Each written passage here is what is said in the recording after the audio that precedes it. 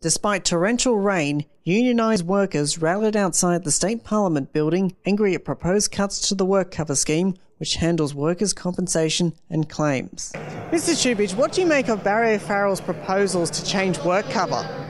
This is a generational attack on workers' compensation rights. This government is proposing to get rid of compensation cover for when people travel to and from work. Also cut off injured workers after they've been on the scheme for only 2 or 3 years. This is a generational attack. It'll see many injured workers fall into poverty if it becomes law. We will be opposing Barry O'Farrell. The New South Wales' coalition state government says if the cuts aren't made, premiums will mushroom by 28%, inflating the work cover scheme, which is already $4.1 billion in debt, and over 12,000 jobs could go up in smoke. These cuts should be being made where the insurance companies are concerned. The cost of workers' compensation claims has actually declined in recent years, as have medical expenses. What we're seeing increase is the management of claims and premiums. That's simply because the insurance companies aren't doing their job and they're more interested in continuing to make multi-million-dollar profits than looking after injured workers and getting them back to work.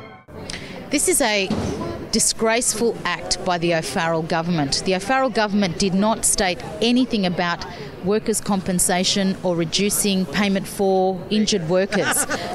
They're going to hand down a report this afternoon, and we will be debating it over the next couple of weeks. As you've seen, there are thousands and thousands of workers who've come out in the rain to protest against Barry O'Farrell's cuts to workers' compensation.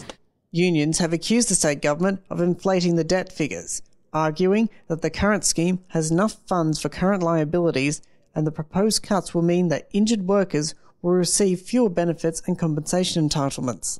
Despite being invited to speak, no one from the government spoke at the rally, but the Premier, Barry O'Farrell, later said that unions are no longer running the state and the coalition has a mandate for change.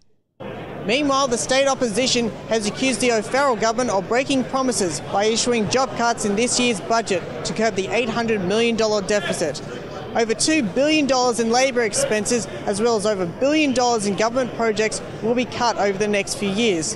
However, first home buyers and infrastructure will be the big benefactors in this year's budget. Daniel Pizarro, Press TV, Sydney.